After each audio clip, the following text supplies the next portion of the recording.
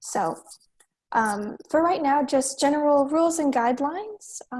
Everyone please try to be muted and stay muted while the presentation is going on, and there will be a time for questions after the presentation. The presentation should not take too long, and I ask that if you do have questions, please type them into the chat box function, either to everyone or directly to me. You should see my name listed, Megan Sham, and that should be all. So now I will let Mr. Stottlemyre take it away and present. Thanks, Megan. Can you hear me okay?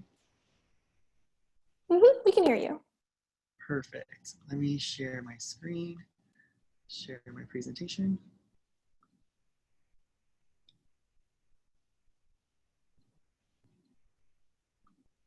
All right.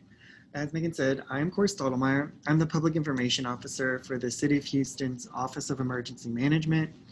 During the COVID-19 pandemic, what traditionally we've done every year with our in-person preparedness presentations, this is very typical of what we've been doing the past couple months, telling people to get prepared.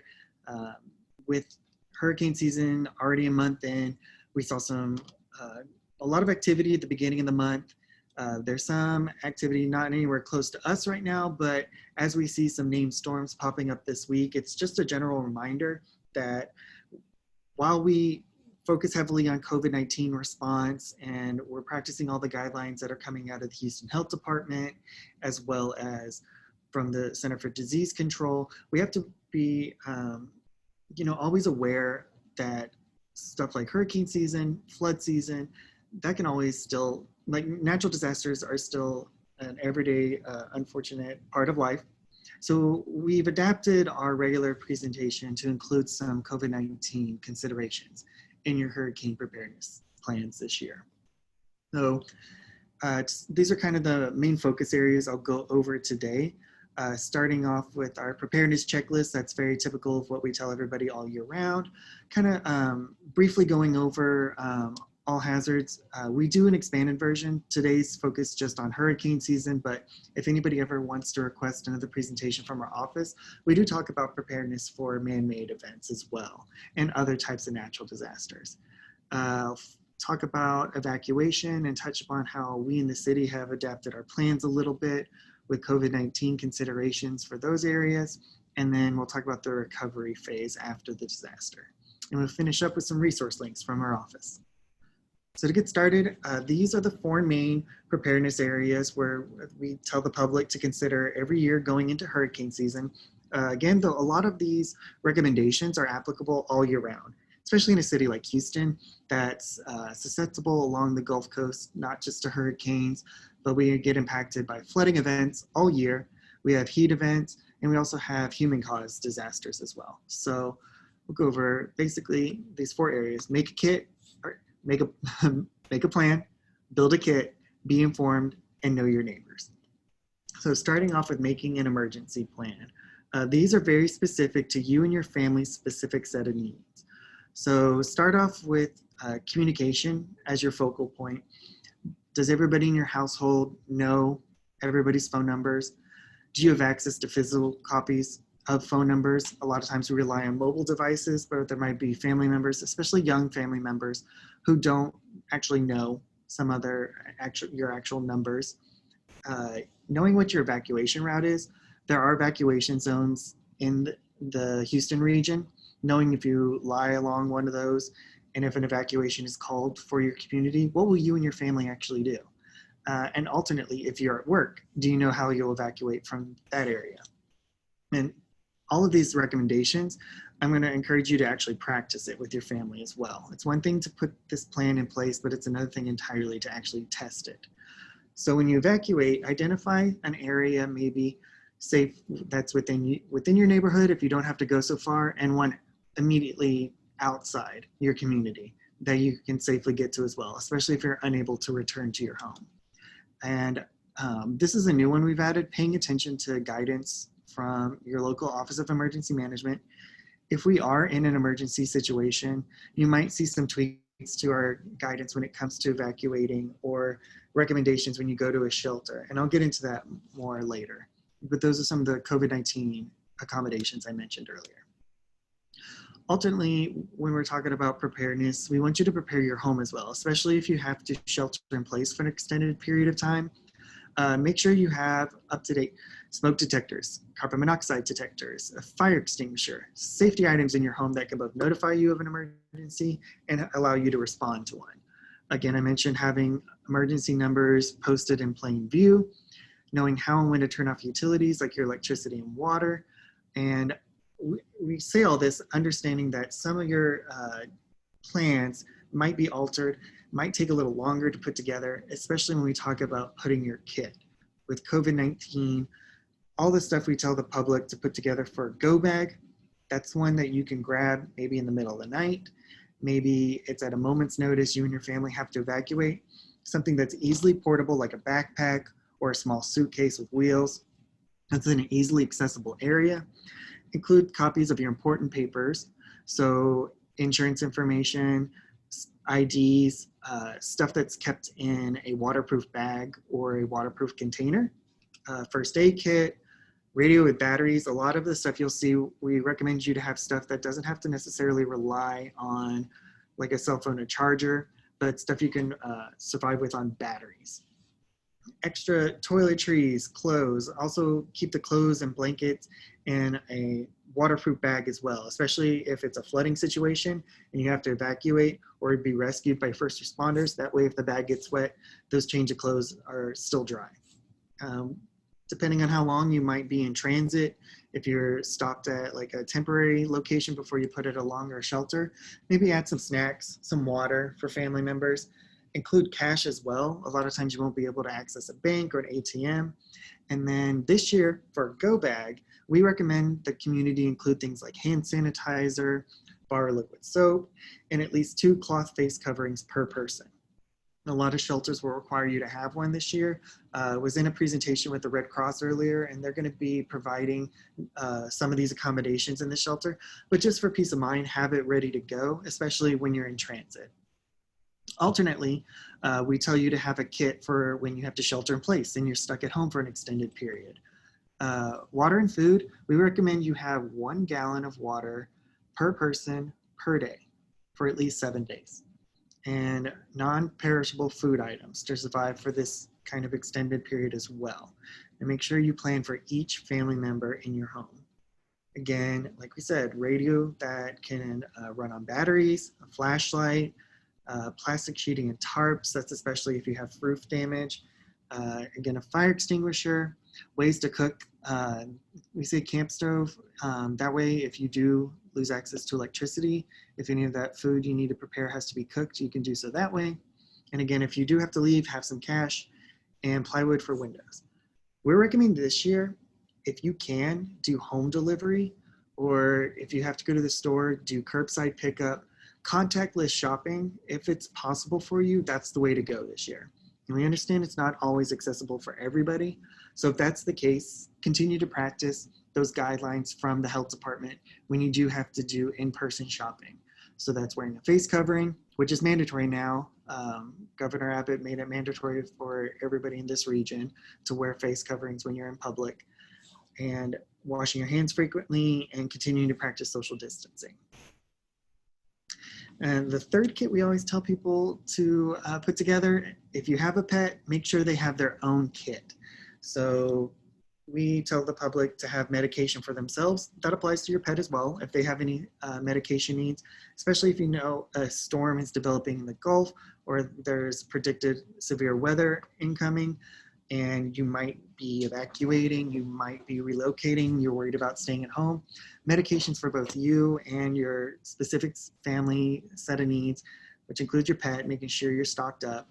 Also have things like a pet carrier, especially if you have to evacuate. We tell people have a current photo of them. Unfortunately, sometimes in the mayhem of evacuating or being rescued, you might get separated from them. And again, having some other items like first aid kit, food and water, small bowl where you can feed them or give them water, especially if you get to a shelter. That'd be a good thing just to include that little pet kit. Again, I mentioned at the beginning, this is all kind of dependent on what your specific family's needs are. So if you know you and your family has unique needs, accommodations for people of different ages, whether it's an infant who might need formula, diapers, older family members who might need special items, special diapers as well, or medications, make sure you put that together in your kit ahead of time. Especially this year when we've seen some runs at the stores, some items have been low stocked. I know some items are still hard to get. When you see become available, don't get what you don't need.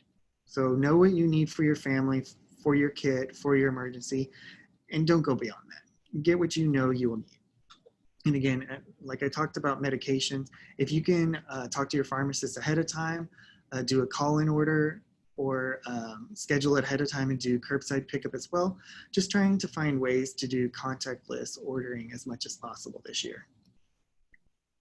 Now, be informed. That's a big one from our office, especially me. I'm the public information officer. So a lot of these alerting tasks are my responsibility. So when we're in an actual incident, you'll see on the right, we say Alert Houston. We have a site, alerthouston.org, alerthouston.org. If you go and you register, you can put in your address or up to 5 addresses. So you can put your business address. If you have a student in school, you can put their address, and you'll get geo-targeted alerts based on those locations. So a weather incident might be impacting the west side of town. Everybody who falls in that alerting area will be the ones who get the alerts. You can get them as a phone call, a text message. You can get it by mail. You can kind of scale up or scale down however you prefer to receive those alerts. Our office also manages the emergency notification system, which includes wireless emergency alerts. Last Friday, if you were in the county, Harris County, you would have received a wireless emergency alert that was issued through our county about the governor's new order. That was something that was coordinated between the mayors of the big cities in Texas to all go out at once to notify their citizens that that's a new order that went through from the governor. And that's actually handled by our office. On the flip side, we use a lot of local alerting systems as well. We partner with local radio and TV stations, and you'll see those 2 stations listed below. When you hear the loud breakthrough noise, this is an activation of the emergency alert system. A lot of times the weather service will utilize that in weather incidents, but we have access to issue alerts in that manner as well. And then the NOAA weather radio, if you do a search for that, it's the same thing. It shares alerts from the weather service. Again, this is kind of a general overview of what I just discussed, but a big thing that's been nice for our office when it comes to those wireless emergency alerts, like the screenshot you see of the phone on the bottom right, our office now has the capability of issuing those in Spanish as well.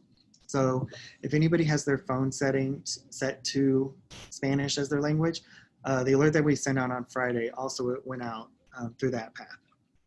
They've expanded the character limit, which is great. We can include more information, and we can include a site if necessary to tell people where to go to find out more information. Know your neighbors. This is the last tip in those 4-part preparedness tips. Communities that know each other and work together end up recovering faster from a storm or other kind of disaster. While we tell you to work together, get to know your neighbors, find out what resources you can share, find out who might need assistance from you, or get in touch with your neighbors to find out how you can get assistance from them. It's a great way when we get into a recovery phase, how everybody can share supplies and work together to recover. However, this year we're reminding the public that yes, once you go back and you want to help clean your neighbor's home, you want to help fix your community up, don't forget that the pandemic is still there. Those social distancing guidelines, those other CDC recommendations, frequent hand washing, wearing a face mask, that still applies, especially when you're working together. There are some resources. We have a website, houstonscert.org, but if anybody I know is familiar, it stands for Community Emergency Response Team. So it's a great way if you're interested in how you can help back with your community. You can go through training and be certified and it's essentially, we call it the first responders. You work in your neighborhood with other CERT members and identify what the needs are. You work quickly and get certain training like CPR training, emergency management training from our office. So you'll know if a disaster strikes, you can kind of immediately start working in your community, applying what I was talking about, you know, basic first aid, basic CPR, stuff like that to those in need. And so when first responders from the city shows up, you're kind of already there in tune with what's going on in the community and notify them and give them a rundown of everything that's needed. It's a great way too, if you don't want to get involved, but still find out if there's one in your community. I recommend to look. A lot of them have local Facebook groups or websites for your community. They share information, share resources, and sometimes they post regular news and updates that from our office, from different offices. They'll kind of collect it and share it with their community members. And I have a resource page as well at the very end that talks about what's available from the OEM office. So we recommend that, obviously, neighbors working with neighbors, if you or somebody you know might have an extra set of needs, we discuss a lot in our plans, helping those with access and functional needs. Register for them. You can register on somebody's behalf, or you can register for yourself in a system called STEER. It's a State of Texas Emergency Assistance Registry. So you can go to texassteer.org, or you can call 211 and register yourself, or you can register somebody else on their behalf. And essentially, we maintain this list of STEER registrants, identifying somebody who might need an extra level of assistance during an evacuation type scenario. So we've looked at applying it to different type of incidents. It's not a, you know, a commitment that you will get an extra set of resources in emergency, but we've set it up so we would do an automated call to anybody who might be in the impact area, specifically an evacuation type zone, and ask you. It's an automated message that calls out and asks, XYZ is happening in your community. Do you need an extra level of assistance? Press 1 for yes, 2 for no. That's just one example of how we've utilized the system. And we've also done a call out this year during the start of hurricane season, letting people know what resource links are available, what website they could go to, and encouraging them to register again. We talk about evacuations in the sense if there's a wide scale evacuation issued by the city. We haven't really done that on a wide scale citywide issues since Rita back in 2005. We encourage the public still to know if you're in an evacuation zone, but very much we encourage the public to know what their history of flooding is or what their history of risk is in their community. Do you need to factor into your plan a early kind of self-evacuation plan for your family? You know, we might not necessarily have had flooding in our home, but we weren't able to get out of our neighborhood. And now we're at a place where we have family members who would need regular access to electricity. I have worries if we lost electricity, what we would need to do. So really take into account, can my house even withstand, you know, if there's no flooding, but we haven't really had a major wind event in a while. If we did have a major windstorm, how would your home fare? Do you have concerns in this sense? Taking that into account, especially during the COVID-19 pandemic. Some people might relocate and get a hotel room somewhere else in another city. There might be limited opportunities, especially with the pandemic. So consider your options might be limited from going hundreds of miles this year to just tens of miles. So you might be relocating to the north side of town. And also factor in your pets into all of this. So everything that I've talked about, make sure you have your plan set up in place for every member of your family. I kind of touched upon this. When we do wide scale evacuations, that'll be a decision that comes between the county judge and county judges and the mayor. It'll be done wide scale, and those evacuation zones I mentioned earlier, they're designed to be done kind of in staggered stages. So those closest to the coast will be released first and then slowly move inward. That's why we kind of encourage you to know, hey, ahead of time, ahead of the storm, what our needs are. Thankfully, we worked a lot of plans out since those previous evacuations, but we have systems in place. We call them contraflow lanes, where all the roadways will just lead out of town. TxDOT has been very forward-leaning in this sense, but still have those considerations in mind. And make sure your phone is set up. I know a lot of people get an Amber Alert and they'll opt out. That's how you get those wireless emergency alerts, is to stay opted in to those alerts. You know, everybody thinks of it as white noise until it's potential life-saving information sent to you. On the recovery side of things, we tell the public to wait for clearance from the city, from official sources, if you were in an evacuation area, before you're allowed to come back home. And if you, again, this is where it's really critical in your go bag, or when you are returning home, do you have the necessary supplies to sustain your family for a while? We've got some great plans and great partnerships in place with our supply chain, but there might be small gaps where you need to rely on what your plan is, what resources you and your family have stored together. Make sure that if you are and to have evacuated, come back, clean out any food that might be contaminated, left in a fridge that had no power. And again, continue to use preventative actions that the health department and CDC recommend. And assistance, this is kind of focused on FEMA assistance. Our office relies on HoustonRecovers.org to share information with the public, amplify messaging from FEMA and any other local statewide resources. We also, I mentioned Alert Houston earlier, we do have a recovery category in that system. So after a disaster, we'll push out recovery information through those channels. And currently we're utilizing it to share weekly testing site information. So every week the health department updates their latest testing sites and we push that information through this channel as well. Yeah, dealing with disasters can cause stress and strong emotions, particularly during COVID-19. Getting help when you need it will help you, your family, and your community recover. We don't want you to forget the importance of taking care of your mental health. There's a lot of resources available at HoustonRecovers.org and our partners at the United Way. If you call 211, it's that same number where you could call to register for STEER, but you can also ask for COVID-19 resources via that link as well. These are some of the sites I've mentioned throughout the presentation.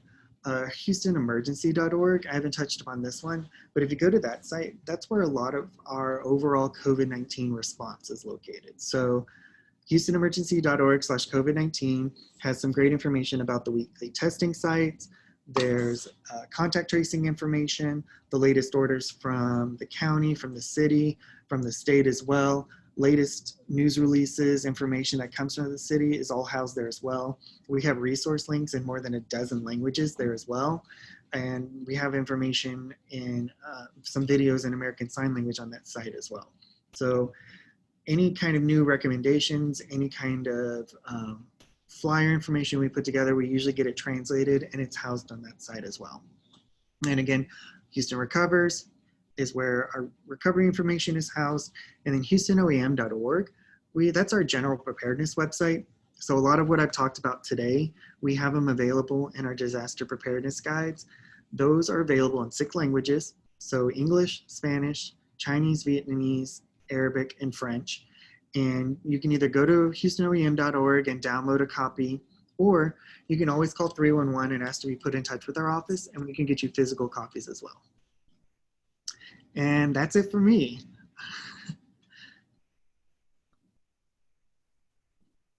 All right, thank you so much. And now, if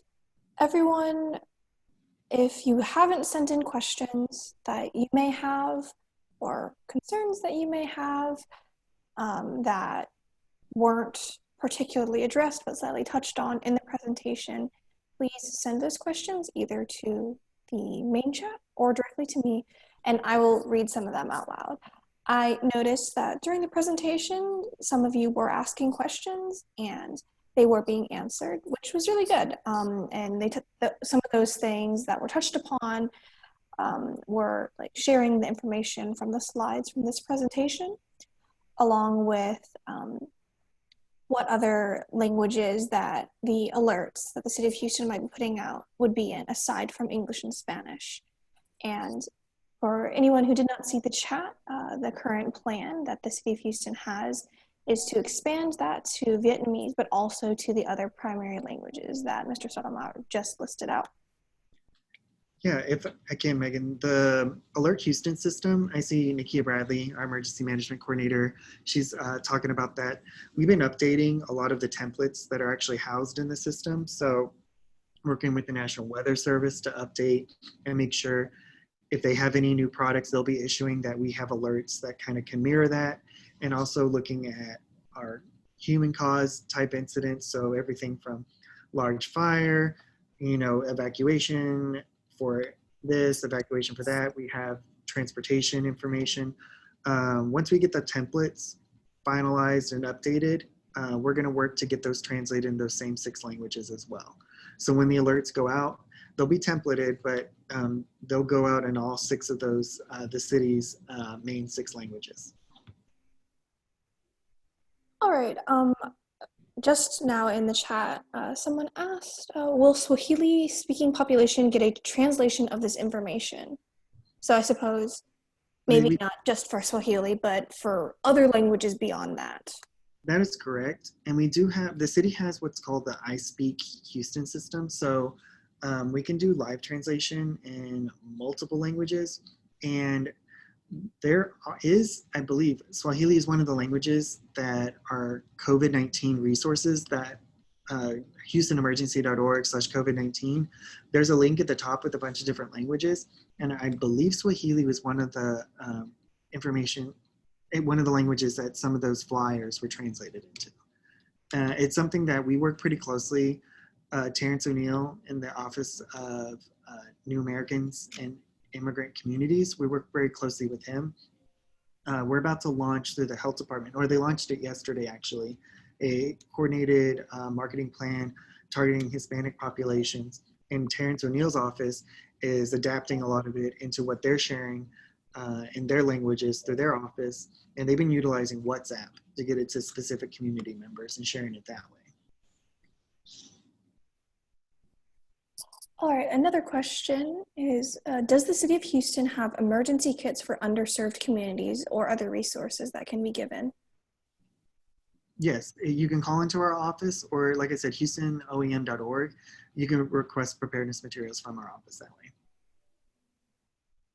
At the end of the day, if you need to get in touch with us, you can call 311 and ask to be put in touch.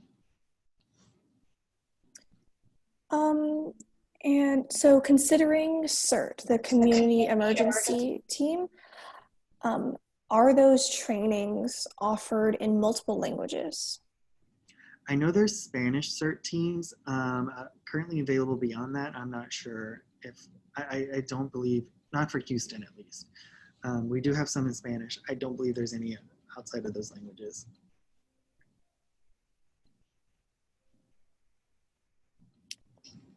Okay, another question is a little more specific, talking about the undocumented community that we have here in Houston. Yes. Because during Hurricane Harvey, a lot of the undocumented community were worried and did not ask for aid and assistance because they had the fear of being deported or being detained by immigration officials. Is there a way that OEM is currently handling how we can still serve our undocumented community without them feeling like they cannot go to city officials or to other people, for the worry that they may be negatively affected by it in the end? Definitely. That was one thing, especially on my front and public information. I wasn't working for the city during Harvey, but my predecessor, he kind of laid the groundwork for adapting a lot of our messaging when it comes to notifying the public about evacuation information, sheltering information, being cognizant that this was a big concern during Harvey.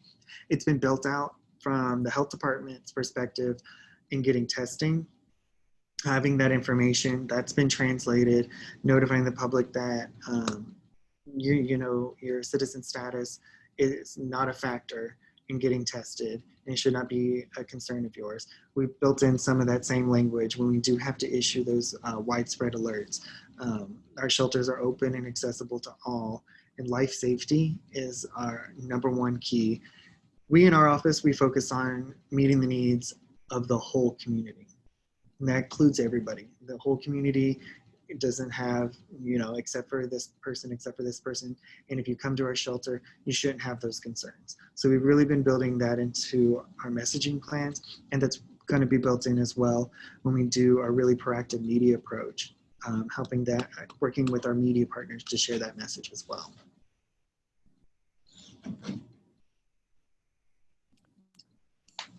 Okay, currently I do not think I have seen any other questions in the chat, but if anyone does have any other questions, please send those in, and we'll wait and see and read.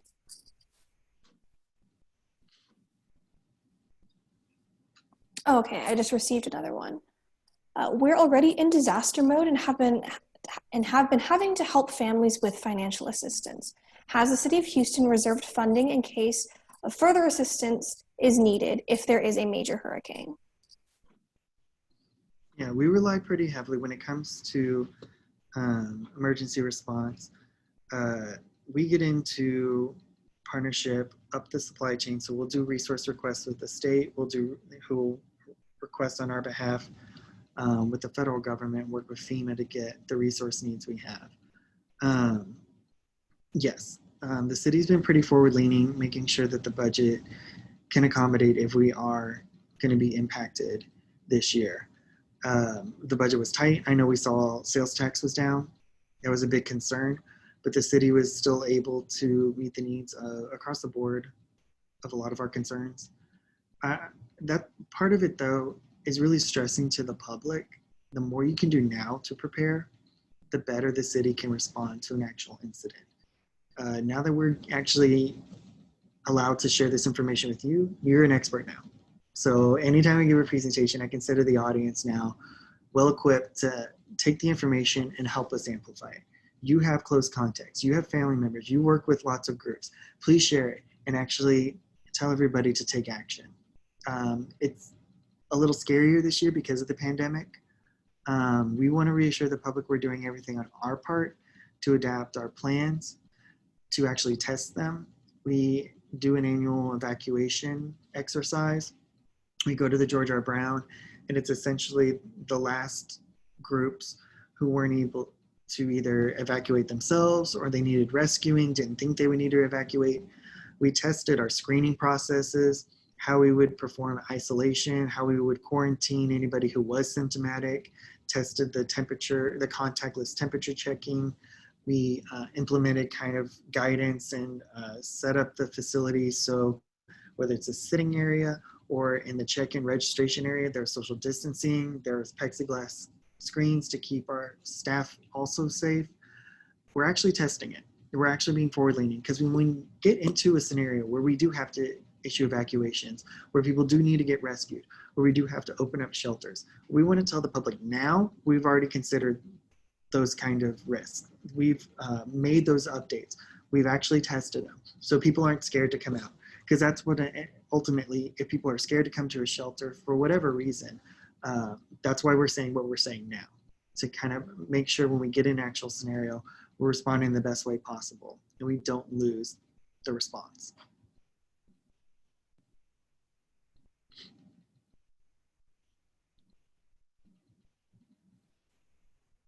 All right, so I see that there are some questions being answered in the chat.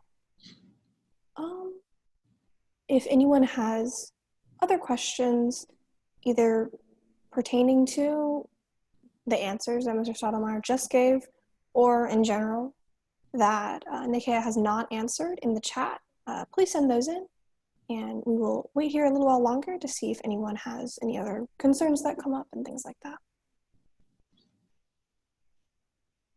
Megan, will you be sending out the presentation to everybody?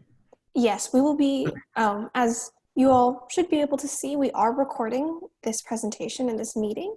So we should be able to send this out to everyone who signed up through the Alliance to receive a notification to come to this meeting first, and then also to get a recording of this. If the particular slides that you used in your presentation are going to be sent out, you can either send that to us and we can disperse it to everyone who's here, or I think Nikia also said in the chat that OEM could be contacted to receive more materials.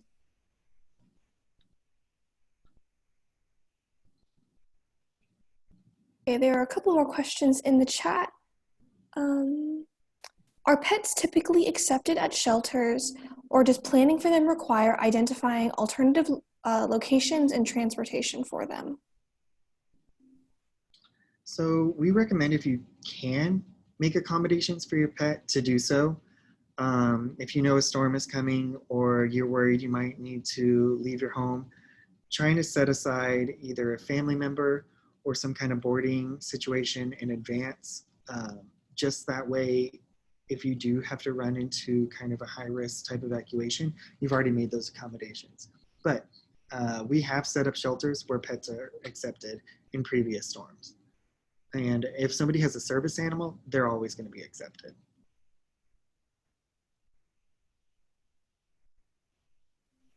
Okay, thank you. And I've also been notified by one of our team in the Alliance that we will be sharing this recorded video on our social medias and our YouTube channel. So if anyone here in this current meeting is interested in either watching this again to get a recap on what we covered, or if you would like to send it to family members, friends, community members, as we previously were told, it's really important that our entire community stays notified and up to date with how we can all prepare. So we will be sending a link for our YouTube in the chat. So if you all want to see that, then we can put that there. And hopefully that means that more people can get notified.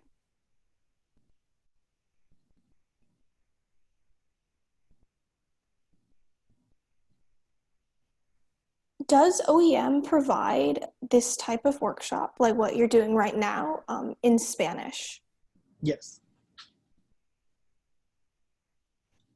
Yeah, we just added a new team member who, that's one of her main focus areas, is coordinating some of our community relations in Spanish.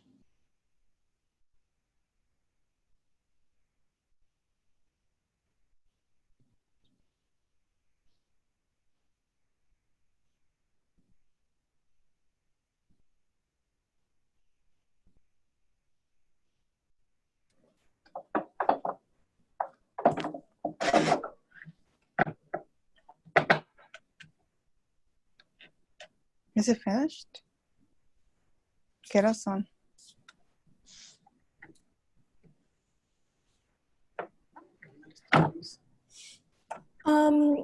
If possible, Mr. Stottlemyre, and for the benefit of our entire community, would it be possible for us to set up more workshops in other languages that you have other members in your team that would be able to conduct, say in Spanish or in any of the other languages that are offered? We'll look at getting the other languages. I don't know.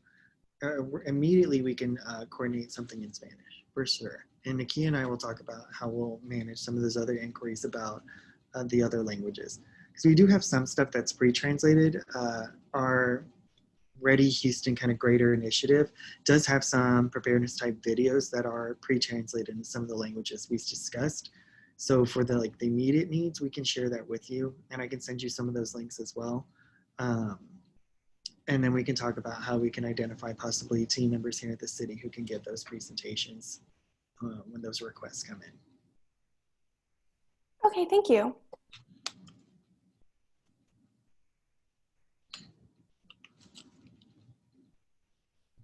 So this was just sent to the chat. Would you be interested to provide capacity building for organizations wanting to specialize in disaster preparedness in Houston? Yeah, so we've worked with nonprofits, we've worked with private entities, and we've worked in schools. We kind of adapted what we talked about today into different kind of trainings for the public. We talk about community relations. I mean, we adapt our presentation and our office's offerings to what the specific needs are of the community groups. Because again, it's all about reaching the whole community. So the more we can do to kind of adapt our stuff, make accommodations to reach everybody, we're willing to work with our partners to do so. And some of this would fall under as well as community emergency response teams as well. Some of that training could definitely be beneficial for these groups. And we should be, I know there's some updates. I mentioned HoustonCert.org. There's some changes coming to that site and some information because they do have a newsletter list. So they've been sending out updates as, you know, trainings have kind of taken on a different scope during the pandemic. So no in-person trainings, but they've still been able to work with their groups, just share information and updates.